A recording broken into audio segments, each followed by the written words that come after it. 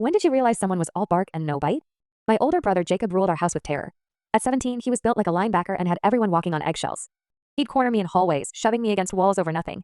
Once he threw my laptop down the stairs because I used his bathroom. Mom would find me with split lips and black eyes. But Jacob always had an excuse ready. She fell off her bike again, he'd say, ruffling my hair like some caring big brother. You know how clumsy little sis is? The worst part? Everyone believed him.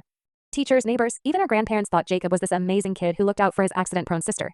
He played varsity football, got decent grades, and charmed adults with his fake smile and perfect manners. At home, though, I lived in constant fear. He'd wait until Mom left for her nursing shifts, then make my life hell, holding my head underwater in the bathtub until I saw stars, locking me in the basement for hours, stealing my birthday money and laughing when I cried. I learned to hide in my room the second I heard his truck pull up. The physical stuff was bad, but the mind games were worse. He'd break my things and blame me. Tell Mom I was lying about homework to get me grounded. Once he convinced her I was doing drugs by planting a joint in my backpack. I spent 3 months in counseling because of that lie. Everything changed the night of his championship game. Our whole extended family came to watch Jacob play.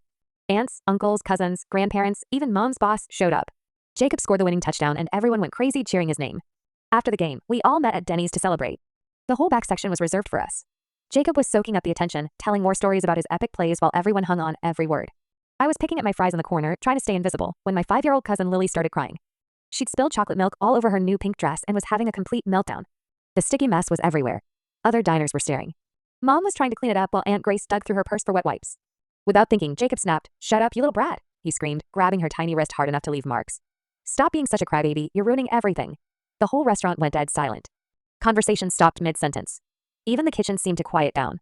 But here's the thing. Lily wasn't me. She wasn't trained to take it quietly and apologize. She looked Jacob dead in the eye, her face red with tears, and said, "Let go of me, you big meanie. You're hurting me." And Jacob froze. This tiny kid in a chocolate milk-stained dress had just stood up to him, and suddenly everyone could see what I'd been living with for years. Uncle Aiden stood up slowly, his chair scraping against the floor. Grandpa's face went dark.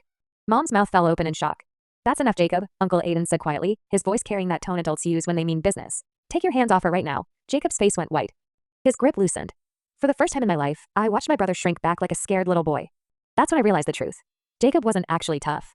He was just a coward who picked on people smaller than him. Without his home field advantage, he was nothing. The ride home was silent, except for the radio. Mom kept looking at Jacob in the rearview mirror like she was seeing him for the first time. When we got home, she sat us both down at the kitchen table and asked me one simple question.